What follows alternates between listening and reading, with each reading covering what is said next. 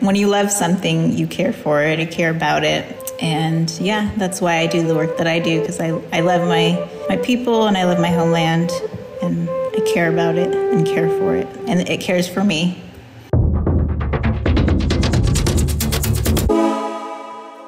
How I was raised is to not take it for granted, because part of the reciprocity is to take care of it back also, so that it's there for you. You know, the land takes care of us.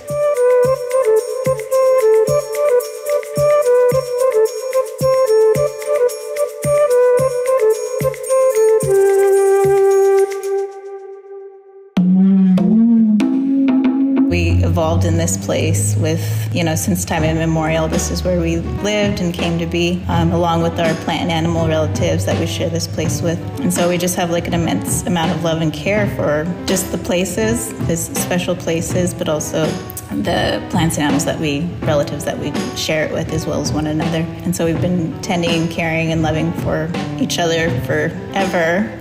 So that's really great that we get to continue that work to this day, and ensuring that that can continue for generations to come is a large part of why I do the work that I do for the Department of Natural Resources where we work. So it's not just about, caring for natural resources. It's about, restoring that large cultural landscape, that 1.3 million acres that I talked about being our ancestral territory. And it's not like the Klamath National Forest or Six Rivers National Forest. It's just Karuk land.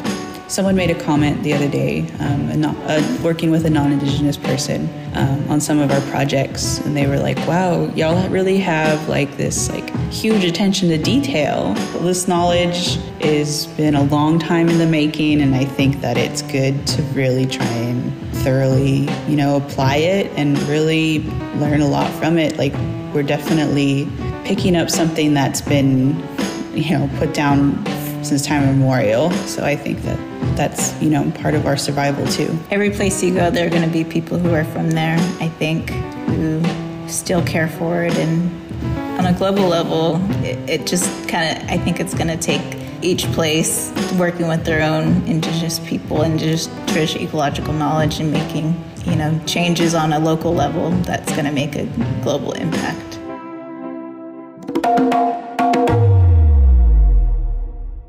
So much of our culture and religion and just health and well-being in general relies so heavily on the land that we live on and the natural resources that we have access to.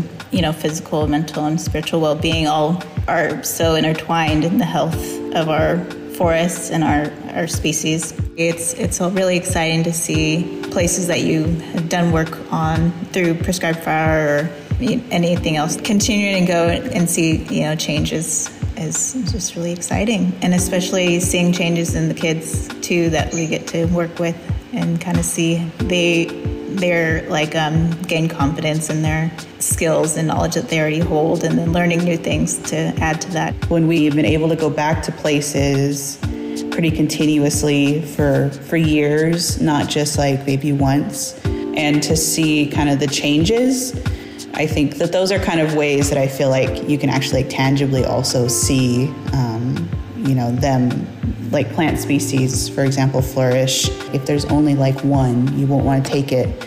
But if there's more than one, then it's you can gather there. And then if it's a whole bunch, then you and your family or whoever else could possibly gather there. And so that's what you look for, and that's how you know that it's not somewhere that you could just go even, it's someplace that your family could go, or, your whole community could go. And I think that that's important to recognize the impacts that you have on what is able to be shared amongst other folks. And so that kind of spreads it out to how is it not just one plant able to care for you, but maybe multiple plants being able to care for a whole community of people. It's not something where I'm just out looking for one thing for just me. I'm usually always going and being well, I'm not going to be out here alone. I'm going to be here with other people. We're not going to give up that sense of caring for the land, just to do something else. So I think that it's not something that we can compromise on. We have so much that we can't compromise on as cultural Karuk people. One of the things that I would say to anyone who wondered what would be one step to help combat climate change, I would say land back. And it's really uncertain what it's going to look like in the future, but it is pretty certain that it's not going to look the same ever again, probably. And that's just a really scary reality that is just the result of, Karuk people not being able to manage their landscape the way that we always have traditionally. I mean, for one thing, this country is very young, and especially in this area, contact was very late. But in other places too, even when contact was very early, I'm talking about European contact on this continent anyway. These people, our people and other indigenous peoples have been living in their places forever, thousands and thousands of years at the very least. And, we've evolved together, and so we know how to take care of our places. And that can be said globally as well for people indigenous to all the places globally. And that's been so disrupted.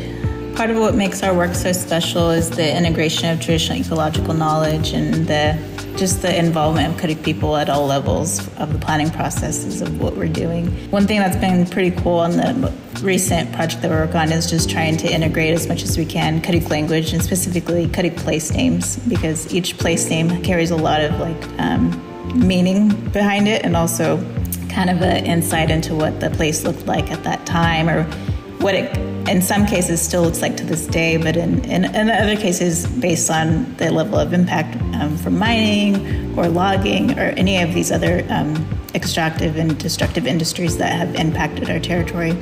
Might have changed those, but it gives us a kind of a hint as to what we should try and restore it to, which has been really great. In order to have cultural sovereignty, we have to take care of those things in order to continue to have these things as a part of our lives and the lives of our children and generations to come. And we're just building upon the work of generations, that before us too. We wouldn't be where we are today without the tireless work of our parents and grandparents and, before that, generations and generations of people since time immemorial. I mean, we were just federally recognized in 1979, which is very recent. And before that, we were just still here, doing what we've always been doing. We're kind of a landless, reservationless tribe. And so the work that we do for our land isn't because we own it or necessarily going to be reaping the full benefits. I mean, we are, though. That's why we're doing it, is to protect and restore and enhance for the future, and for our people today who still use and live on this land. But we don't have hunting rights or fishing rights, for example, but we still continue to work tirelessly to undam our rivers and help our fish populations that are endangered or threatened. And so yeah, it's all intertwined. When you get around the youth, you see that immediate response of wow, this is so exciting, I want to be doing this. That's an immediate response. And when you're able to have a place for them to go, I think that that's an immediate reaction to that they're being taken care of. And I think that having weavers and other community members be super glad that they're able to gather from there because it was burned, etc. That's an immediate kind of care. Some of the first places that you receive teachings from is from traditional stories, and we've been telling them, pretty much since the beginning, and that these places, we're still living in these places, we're still living with these specific plants or animals, and I think that so that means that, these lessons are still remaining true, and how do we, kind of adapt them to how we're living now. I think it's important for the youth and just as we're growing up to, reread and reevaluate those stories and kind of why they've been perpetuated and why we retell them. One of the things about maybe trying to say this could be applied globally or even, across, the whole United States, I think is that traditional ecological knowledge, Karuk ecological knowledge, and a lot of this things that we're speaking to aren't based in capitalism. Traditional ecological knowledge isn't centered around the profit side of it. And so I think we're obviously still trying to ensure that our communities are taken care of, but I think we're looking at it in a way that we need to balance out, I'll just say that fire is just one tool. I mean, it's a very impactful tool and a very timely tool, given that we are living in a in a time where our forests are so overforested and also in a very an extended drought period right now too. But yeah, I think more importantly is, the return of our people to our places and being able to have agency over how our territory is managed for and cared for.